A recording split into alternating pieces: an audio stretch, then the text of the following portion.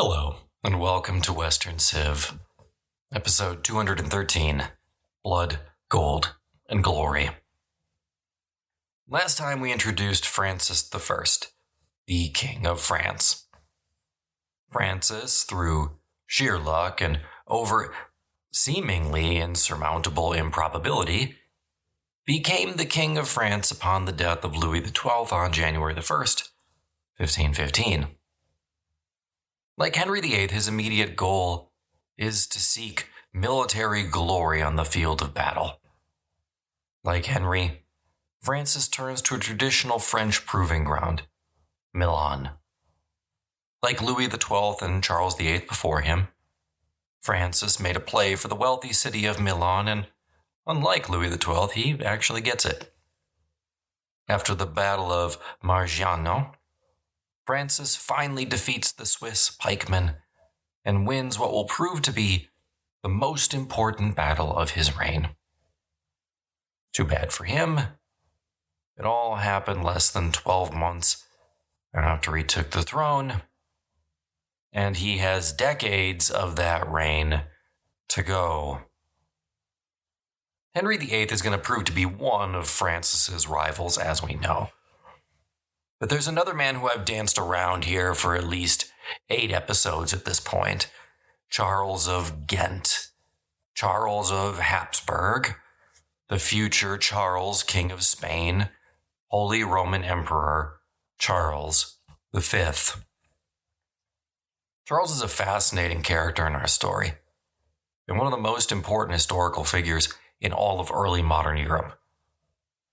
Technically, at the height of his power, he's going to command the loyalty of Naples all the way to Flanders, Germany to Chile. His dominions make the Roman Empire look punny by comparison, although a lot of those are just lines on a map. As we'll see, Charles is not the all-powerful, all-conquering figure we might expect. Sure, on paper, his domains look great.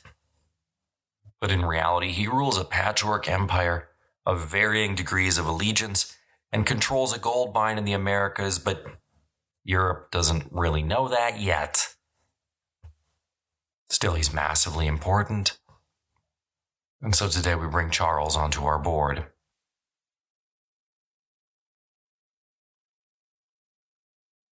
Charles was born in Ghent in Flanders in what is today Belgium on February the 24th, 1500. Charles was the son of Philip I, the Handsome, King of Castile, and Juana the Mad. His paternal grandparents were Holy Roman Emperor Maximilian I and Mary, Duchess of Burgundy.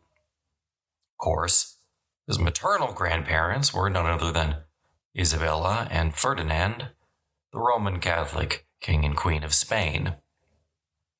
After his father's death in 1506, remember, he died in Spain pressing his own claim to Aragon just after being marooned in England. Charles was raised by his paternal aunt, Margaret of Austria, regent of the Netherlands. In 1515, Charles came of age as Duke of Burgundy and assumed rule over the Netherlands. But, as we know, his scope of activities would quickly widen. On January the 23rd, 1516, Ferdinand died. Isabella has been dead for years at this point. As a result, the problem of succession in Spain became acute, because by the terms of Ferdinand's will, Charles was to govern in Aragon and Castile together with his mother, who was considered to be insane. Furthermore, the will provided that Francisco, Cardinal Jimenez de Cisneros, who was the Archbishop of Toledo and one of Ferdinand and Isabella's most influential advisors, he was kind of famously anti-Columbus, that he should direct the administration in Castile. So we have this will that kind of sets up this divided rule situation, and those, I think, as we all know, at this point in this podcast, those don't usually work out. But we also need to remember that Ferdinand had enemies in Spain, plenty of them. Ferdinand had gotten a little paranoid in his final years, and his efforts to sort of keep Juana locked up and rule through her hadn't gotten him a lot of friends. So opponents of Ferdinand fled to Brussels and succeeded in having the will set aside. And so what happens instead is the Archbishop of Toledo just gets totally cut out of the picture. And instead, on March the 14th, 1516, Charles gets proclaimed king, he's in Brussels still, as Charles I of Aragon and Castile. No ruling jointly with his mother. In September 1517, he arrived in Spain. We have to remember that he is Charles I, king of what I'll just call United Spain from this point forward, but he didn't speak any Castilian. He barely understood any Spanish customs whatsoever. What he tried to do when he got there was put in place a government that was really little better than foreign rule. He used Flemish advisors and Burgundians to try to just rubber stamp his iron authority over a kingdom he didn't understand. Now, and I'm going to be saying this word a lot now in these episodes, meanwhile, in England and France, as we know, events proceeded apace. After his victory at Marciano, Francis spent the balance of 1515 in Italy. His time in Italy changed Francis. This was his first look at the Renaissance in person. Francis was quick to realize that he could enhance his own prestige if he worked to cultivate the great scholars, artists, and thinkers of the day. Francis's reign corresponds with the beginning of the Renaissance in France. Thus, while Marguerite might have been the superior scholar, Francis was no fool. He always realized one of the keys to cultivating the Renaissance in France was having good relations with other European leaders.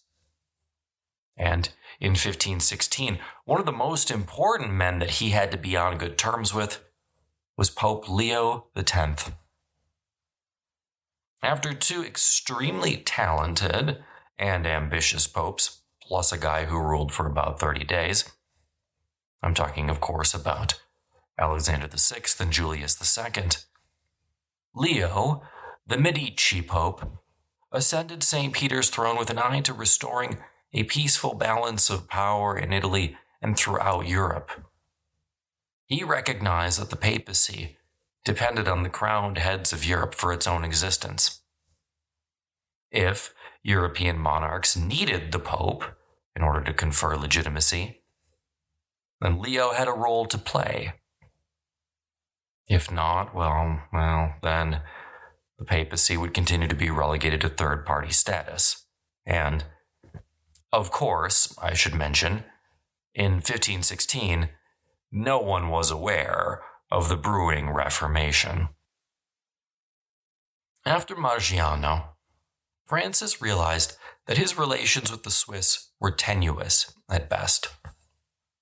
Many a Swiss mercenary had buried a compatriot or even family member the fields of Marciano.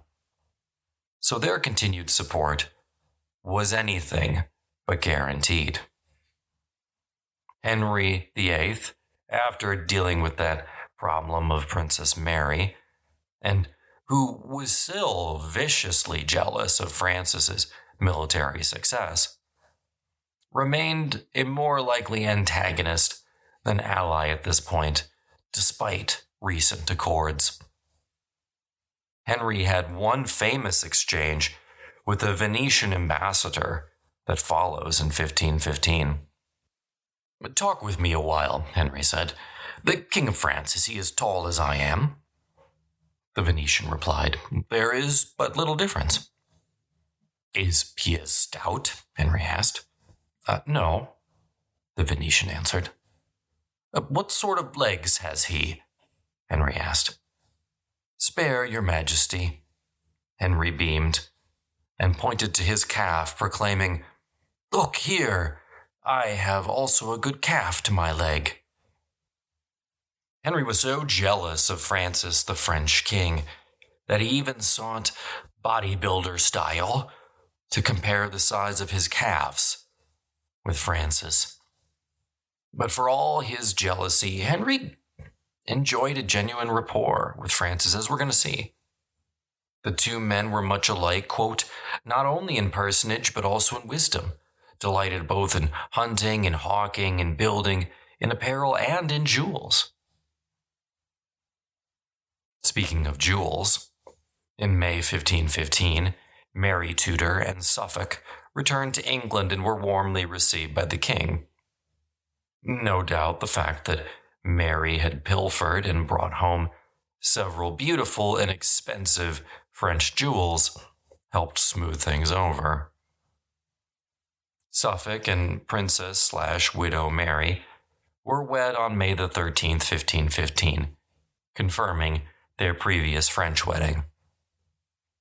Wolsey, always instrumental, was instrumental again in calming Henry down before the couple returned.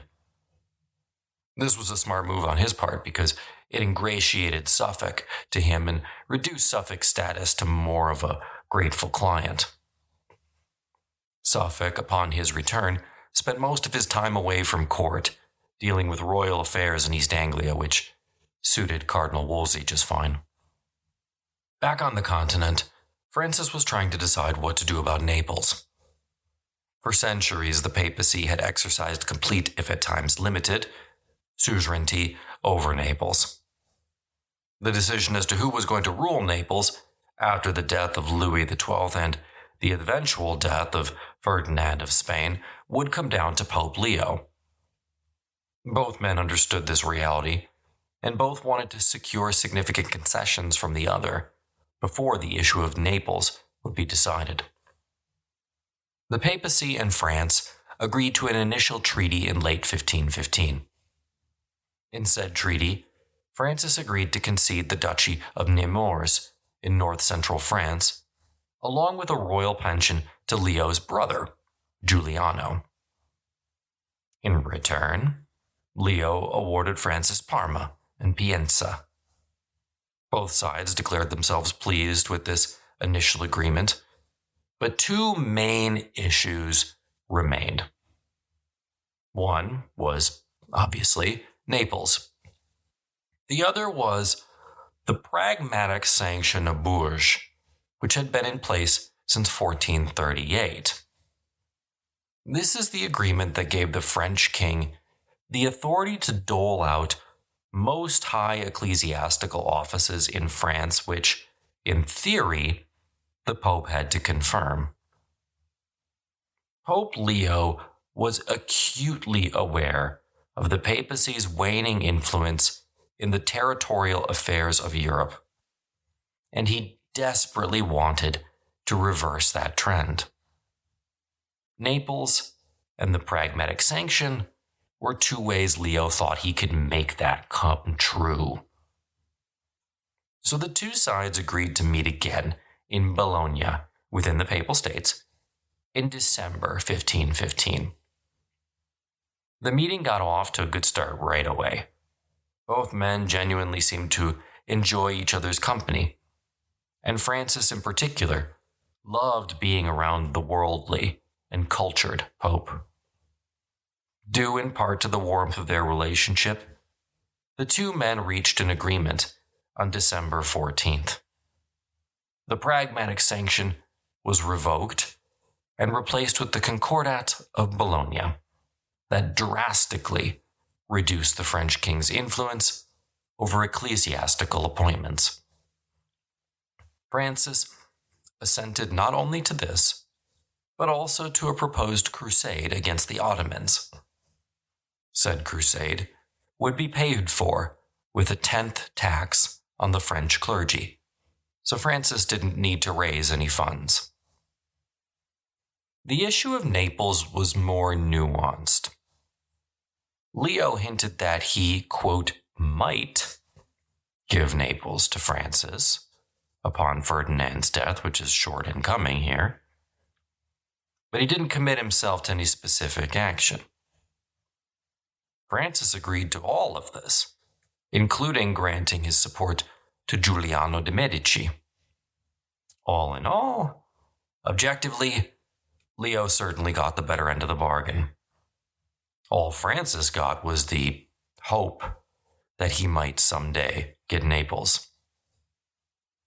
Still, Francis left Bologna very pleased with himself. He returned to Milan to survey his new possessions and exercise a bit of clemency. Francis now released from jail many of the antagonists he had locked up after Marciano. A relieved population breathed a collective sigh of relief, realizing there would be no future purges. Francis then placed one of his best commanders, Charles de Bourbon, in charge of Milan, and prepared to go home to see his mother and sister. Louis and Marguerite were happy to see the victorious Francis, whom they met in Lyon in late January 1516. Claudette was there too, and her reunion with Francis resulted in another pregnancy and the birth of another daughter, Charlotte, on October the 23rd, 1516. Francis and his court would tour the south of France for the balance of the spring and summer of 1516, before returning to Paris in October. State business had effectively ground to a halt in his absence, so many were looking forward to his return. Francis had not been merely hunting and idle between January and October, however, and there had been a lot of hunting, don't get me wrong. On January the 23rd, as I said before, Ferdinand of Aragon died. His grandson, the aforementioned Archduke Charles, was nominated in Ferdinand's will to be his heir. Now, this interested Francis not only because if Charles inherited Aragon, then he would continue to rule united Spain, making him a formidable power to be reckoned with.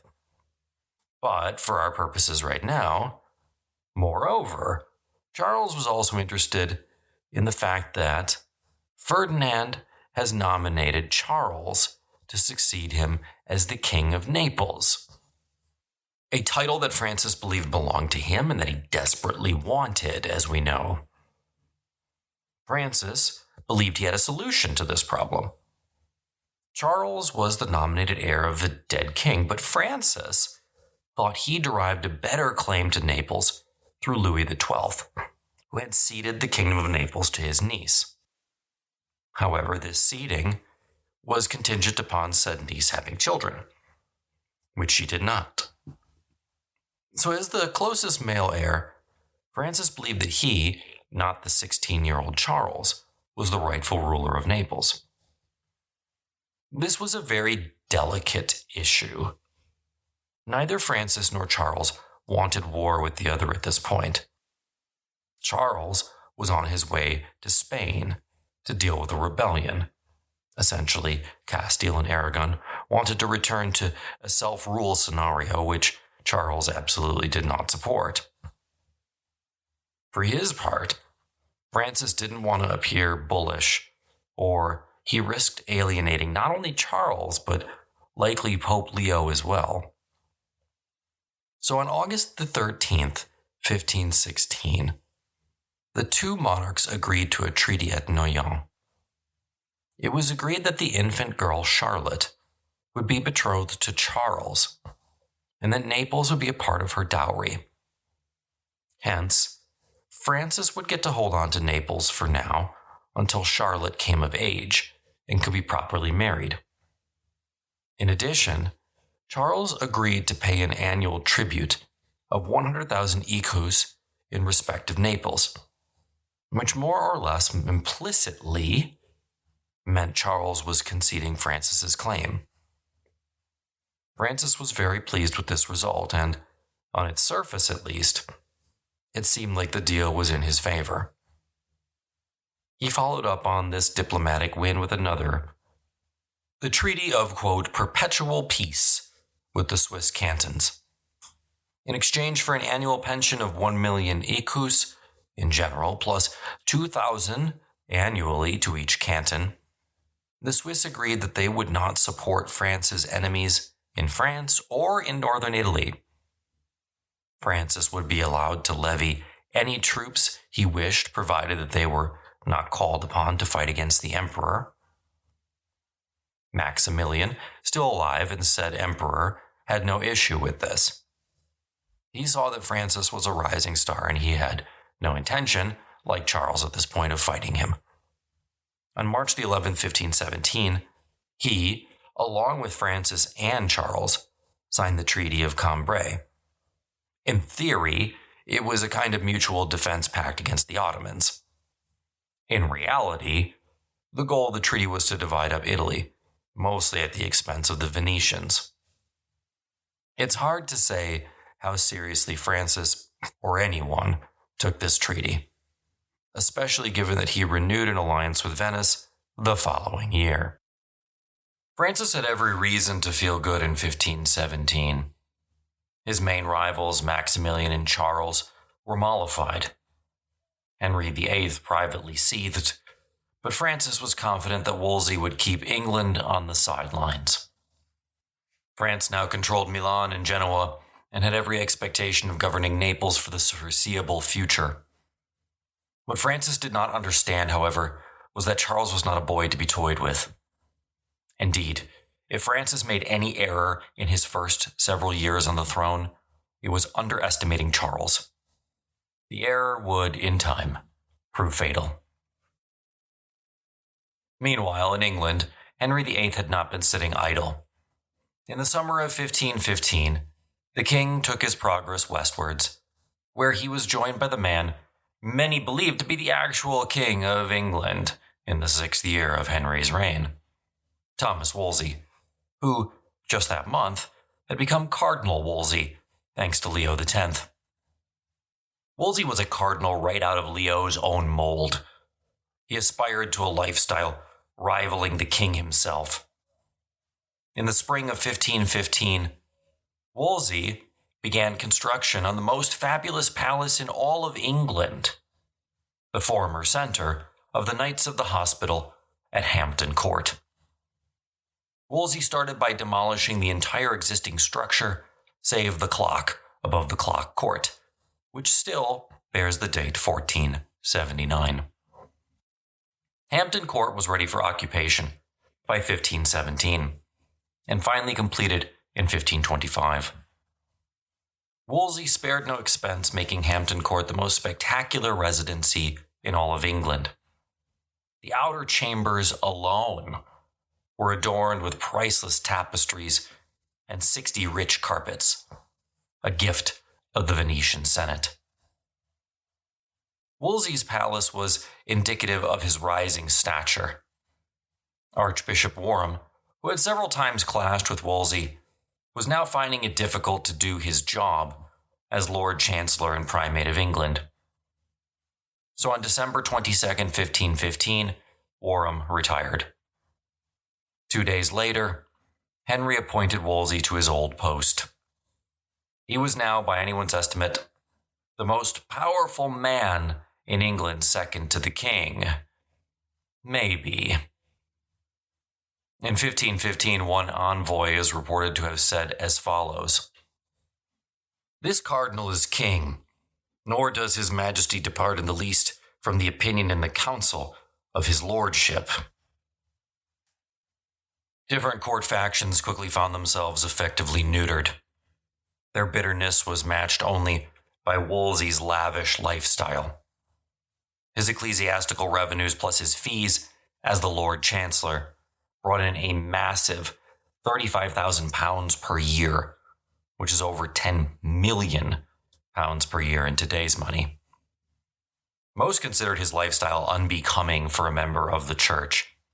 Though, remember, most of the periods during this time didn't take any vows of poverty, or certainly didn't take them very seriously. And there is no evidence that the only person who mattered, King Henry, took any issue with the way Wolsey decided to live.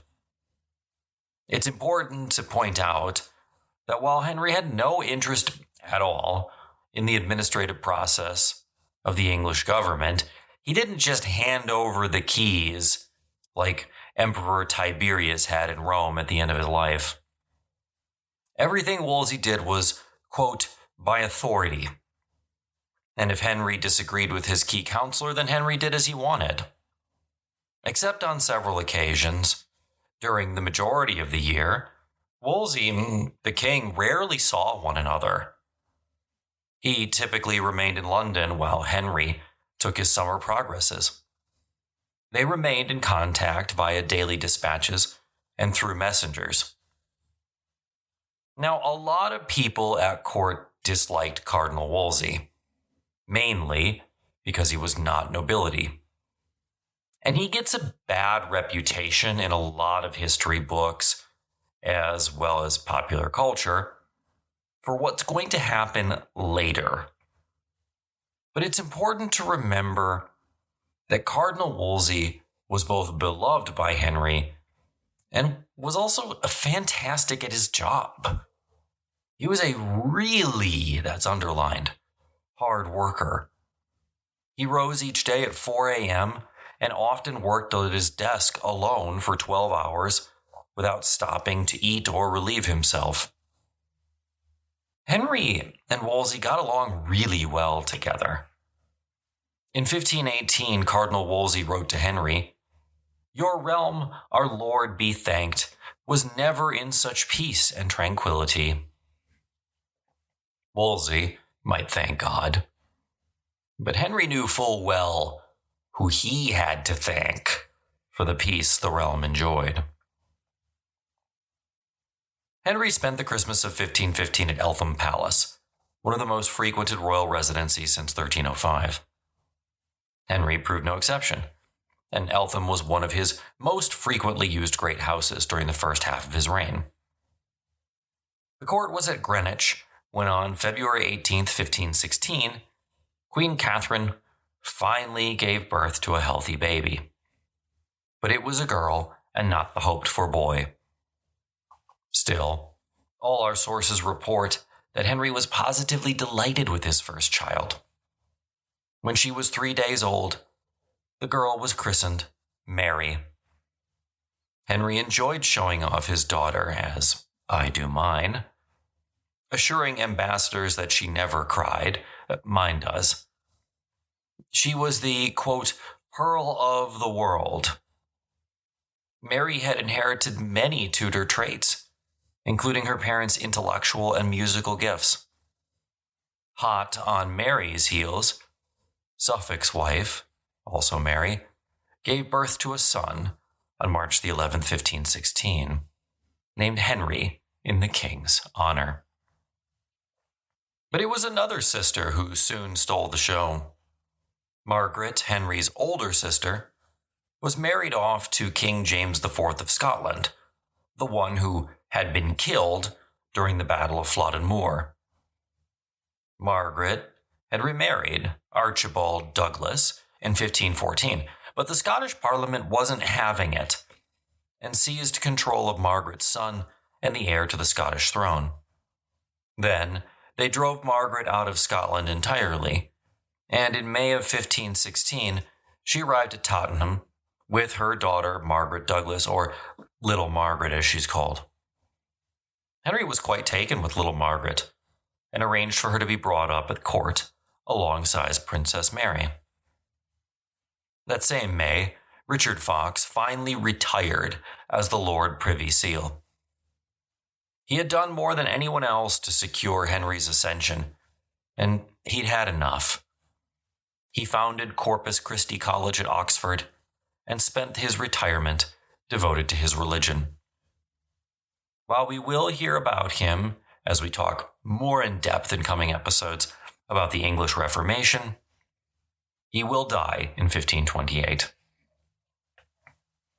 Now, meanwhile, Wolsey suddenly found his influence tempered, really for the first time, and by an unexpected source. Thomas More.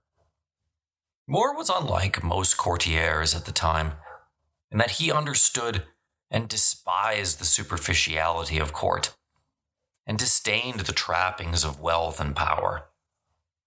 Sure, More got along fine with Wolsey, though he may not have fully approved of him, but the contrast between the two men could not have been greater. In 1516, More's classic Utopia was published. It was a scathing critique of the political systems of Europe and the vicious machinations of monarchs and courtiers. But his eloquence won the work international acclaim. Already working as an unofficial secretary to Henry in 1517, More quickly found himself promoted to the Privy Council. After a joust on July 5, 1516, Henry set out on his summer progress. Henry would now only joust with Suffolk, aka Charles Brandon, and a few others because he believed, probably correctly, that other courtiers were deliberately taking it easy on him. Regardless, and outside of jousting, Henry's summer progress went well, as he followed events in Spain after the death of Ferdinand of Aragon. He kept Christmas that year with his usual lavishness at Greenwich. It had now been nearly a year since Mary's birth, and still no hoped-for son. Catherine was older than Henry and had grown stout, according to the sources. She no longer enthusiastically participated in court revels, and retired early, though she never shirked her duties on state occasions. Clearly, she and Henry were growing a bit apart. That May 1516, Henry went with his sister Margaret and her daughter to the Scottish border, after the Scottish Parliament had agreed to allow Margaret back. It would prove to be the last time that Henry ever saw his sister. The spring of 1517 witnessed a terrible outbreak of the sweating sickness in England. There were no cases after 1551, so it's difficult today to even know exactly what the sweating sickness was. It's worth mentioning that cyclical outbreaks of plague, normally bubonic, were still common in England, especially in London. The usual victims were the poor, who could not escape the outbreak, but certainly some wealthier people died as well. For example, if we go back to 1513, over 400 people per day died that summer in London, and that was just during one outbreak. Henry was absolutely terrified of any sickness. Today, we would probably call him a germaphobe. Back then, he was, quote, the most timid person in such matters, sickness, you could deal with. Needless to say, he didn't allow anyone who had been in contact with any infected person to enter his court. That spring, Henry took the court to Richmond, as Henry was now turning his attention more and more to continental affairs. The previous spring, Charles I had succeeded Ferdinand as king of a united Spain. Henry's goal, at least his stated goal, was to maintain a balance of power in Europe between himself, Charles, Maximilian, the Holy Roman Emperor, and of course Francis. In early July 1517, he met with a deputation from the Pope, attempting to arrange an alliance between England, the papacy, and now Charles, against France. When the papal ambassadors left England, he gave them gifts of horses and clothing, indicating their visit probably went well. But by August, plague had crept too near Richmond for comfort, so Henry fled to Windsor. By that month, he was also writing to Erasmus, quote, multitudes are dying around us. Almost everyone in Oxford, Cambridge, or London has been ill lately. Back in London, there were major civil distresses as a result of Henry and Wolsey's absence. The cardinal was just as fearful of plague, or just as wise, whichever way you want to look at it. Henry became more devout in his devotions during this time, assuming the plague was sent as a punishment from God. Throughout his reign, he engaged in any and all manner of quackery to combat the illnesses his generation could not understand. Silly potions made from ivory, crushed pearls, marshmallows, and even, allegedly, dragon's blood. We have no idea whether he came up with these weird concoctions or merely purchased them. We do know he used a lot of them. The king had 6 physicians, the best that could be found in the 16th century, which isn't saying much. By December, there were fewer cases of the sweat, but Henry still kept a quiet private Christmas just to be sure. Wolsey, at the same time, kept Christmas at Richmond, well supplied with oranges, thought to be a cure for the plague. For much of 1518, the king remained on his travels. He kept in touch with Wolsey from time to time by special messengers who took information back and forth between the king and his key minister at regular intervals of around 7 hours. By Easter, Henry had begun to relax. The news about the plague was good, or at least not bad, and he was willing to spend the holiday with Suffolk and his wife, also Henry's sister. Still, Wolsey cautioned Henry to be careful, as there were rumors abroad of plots against Henry's person. By late spring, Henry was all for returning to London, but Catherine cautioned against it, so they went to Oxford instead. By August, news of the plague had all but abated. Moreover, Catherine was once again pregnant. With hopes of a male heir revived, and with the plague receding, Henry decided that the court should move once more to London. In May 1518, Henry granted Wolsey unprecedented control over the English Church. He no longer had to consult the Archbishop of Canterbury before initiating major changes to English doctrine. Wolsey had always dreamed of becoming pope. Now, for the first time, it seemed like that might actually happen. Quickly, Wolsey was becoming one of the most important men in Christendom, and he wanted to expand his power and reputation by becoming the true arbitrator of Europe. In 1518, Wolsey, on Henry's behalf, negotiated the Treaty of, quote, universal and perpetual peace, which, in hindsight, should have been meant ironically, but it was meant to confer peace on the lands between England, France, and the papacy. The goal was to reel in Charles I of Spain and the Holy Roman Emperor Maximilian. And then, after they were brought down to size, the vision of a European Union, little u, might finally be realized for the first days since Caesar Augustus. As an aside, if you want more Caesar Augustus, check out a free trial of the subscription feed in the show notes. To cement the treaty, Princess Mary, and I will never again refer to Suffolk's wife as Princess Mary. From this point forward, to avoid any confusion, Princess Mary refers only to the issue of Henry VIII and Catherine of Aragon, and the one who's going to become Queen Mary eventually. But to cement the treaty, it was agreed that Princess Mary would wed Francis I's future heir.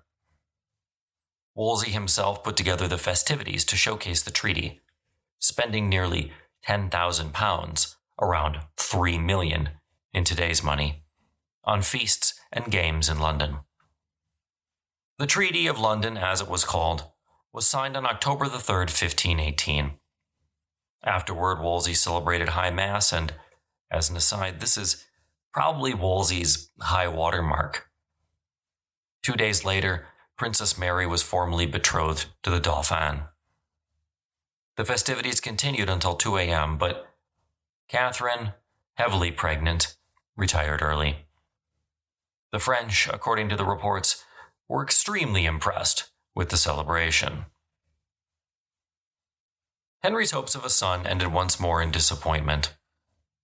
In November 1518, Catherine bore a daughter who died before she could be christened. Henry was, of course, crestfallen. While all this was going on, Wolsey attempted a purge of the Privy Council. While only half successful, Wolsey was able to get 4 new additions who could be relied upon to do his bidding. But the big news came 2 months later. Maximilian was dead. That meant there was going to be a new Holy Roman Emperor. And really, for the first time, Henry thought an English king might have a real shot at winning the election. He didn't, but Wolsey wasn't that much of a fool to tell him so. And that brings us to the final stage of today's episode, the critical Imperial Election of 1519. On June 28, 1519, Hernan Cortes and his men stood marveling at the wealth of gold and silver they had found in the New World. Charles, meanwhile, stood in Aachen, where the electors unanimously chose him as the next Holy Roman Emperor, replacing the dead Maximilian. A minister explained, "Sire, God has raised you above all the Christian kings and princes, and made you the greatest emperor and king since Charlemagne. He has set you on the path to bring the whole world under a single shepherd." Hyperbole? Sure. But the sentiment was very real. Charles was stepping into a Europe that many people believed badly needed unity. Martin Luther had ignited a religious controversy that might just tear Christendom asunder. The Ottomans were pounding at the gates of Vienna. England and France stood at a perpetual war footing. Sadly, as we're going to see, the Habsburg Empire that Charles would create did not lead to peace. Instead, from his ascension to the Holy Roman throne in 1519 until the Peace of Westphalia in 1648, the Habsburg lands would engage with their neighbors in a nearly constant war, or at least quasi-war. Oh, and that gold from the New World? Well, Charles needed it.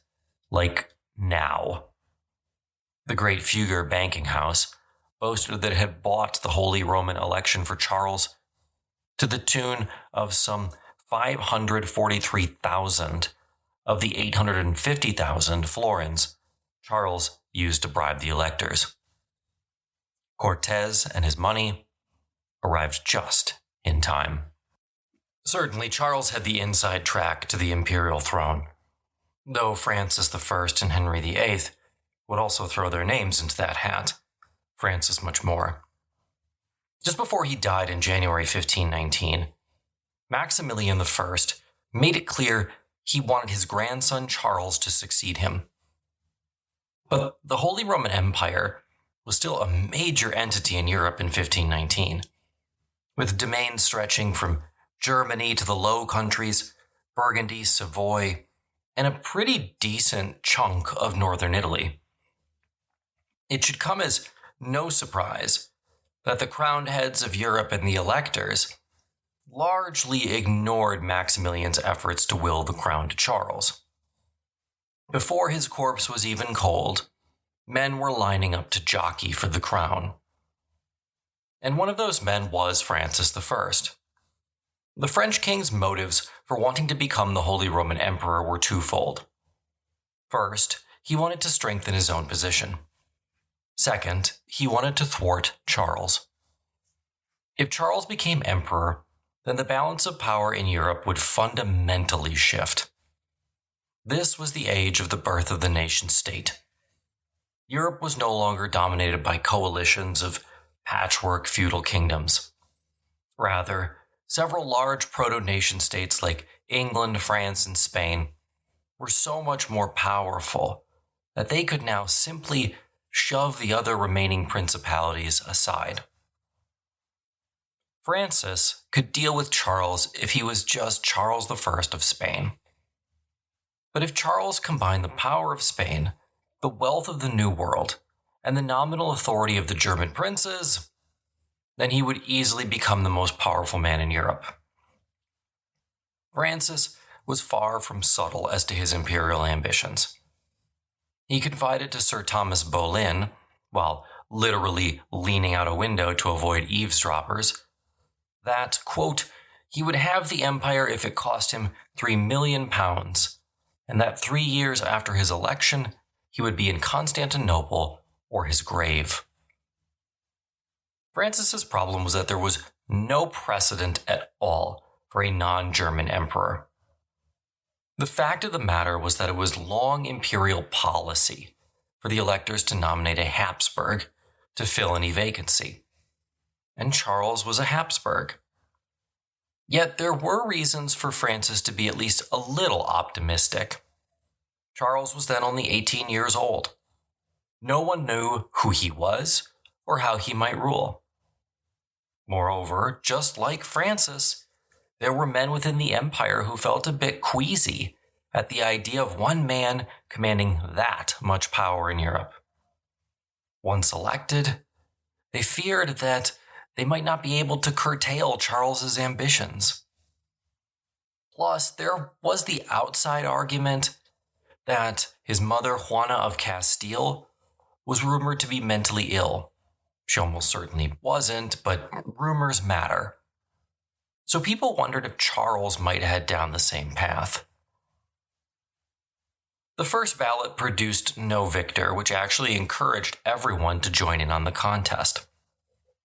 This is when Henry VIII starts putting out feelers. The English king sent his diplomats in May of 1519. But when they told him that no one was going to get the title without an absolutely massive expenditure, he quietly withdrew his name. This proved to be the first real, I'll say, quasi-election in Holy Roman history.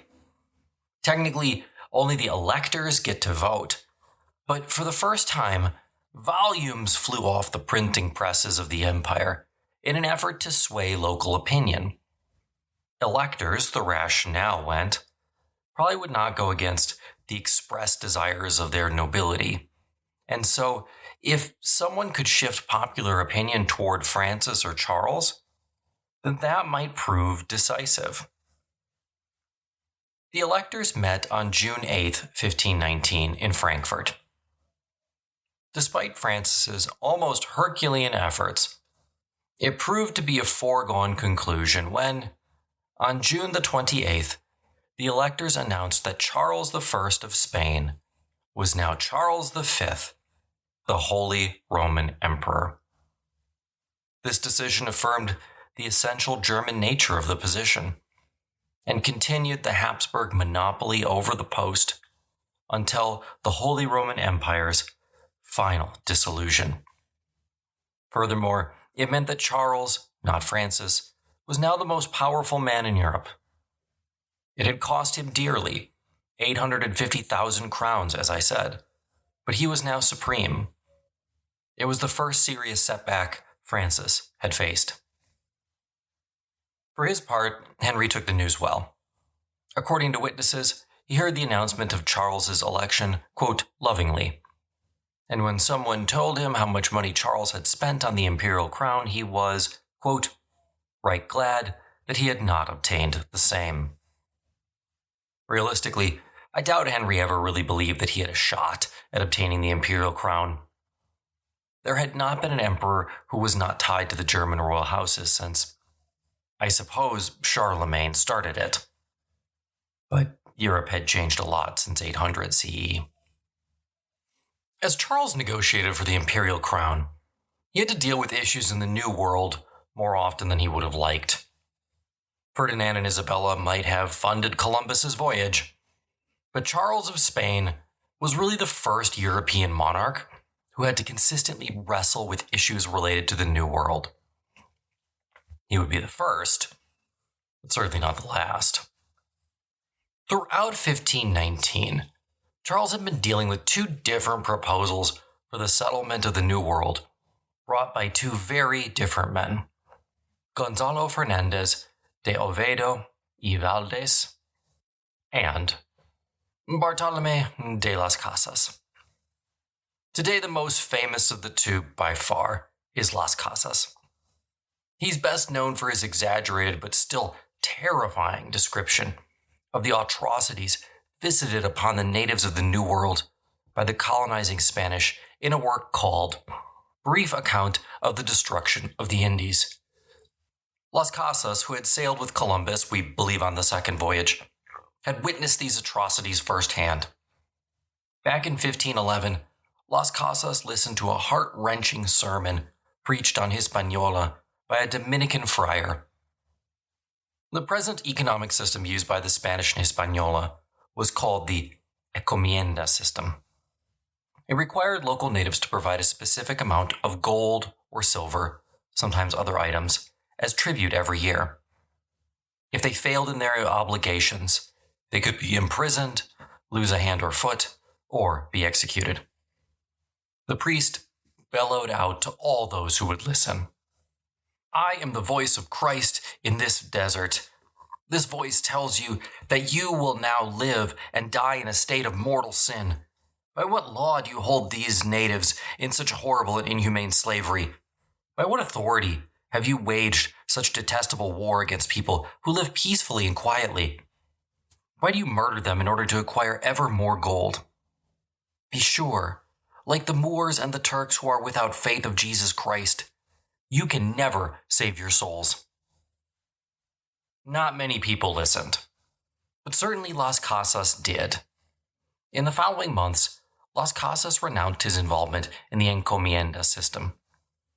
He determined instead that he would bring Christianity to the Americas by peacefully preaching to the natives, at the time a wholly novel concept. In 1519, Las Casas brought his complaints to Charles, arguing that he could offer a Christian alternative to what was presently being sold to the natives and to the Spanish as the only way of doing business in the Americas. Different Spanish officials had heard these complaints before. They sought to fix the problem by just tinkering with the edges.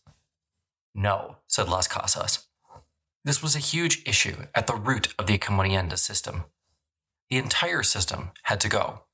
Quote, "Those people, mighty lord, who fill the whole of that new world with life are highly capable of accepting Christianity and virtuous ways and a reasoned understanding of doctrine." End quote. Las Casas was suggesting an alternative model of colonization that would set the Native Americans at liberty under the gentle leadership of a salaried, and that was important. Las Casas realized making a person's salary dependent on the output of a colony was a recipe for disaster. And through these governors, the natives could be organized into towns. The natives would then accept the true faith, become farmers, maybe miners, and pay the usual fifth tax owed to the crown. Idealistic? Sure. But frankly, if you put greed and capitalism aside, there's no reason that this could not have worked. Well, other than the fact that European diseases were cutting through the native populations like a hot knife through butter. But, well, I can't fix everything, and neither could Las Casas. In the end, Las Casas' dream remained that, just a dream. Over Oviedo's opposition, Las Casas was granted permission to establish an experimental colony in northern Venezuela. But he was unable to find the necessary 50 settlers prepared to invest 200 ducats each. Ever the optimist, he went anyway. By the time Las Casas got there, the Venezuelans were at war with the local Spaniards, and he had to flee. At times, I'm sure Charles wished he could have done the same. Next time, we continue to follow these three men as Europe implodes. Francis and Henry meet in person for the first time, while Charles V confronts Martin Luther. As always, there's a lot more content on the website, link in the show notes. And check out a free trial on Western Civ 2.0 if you want to. The link is down there. You can use it with just about any podcast app that you currently listen on.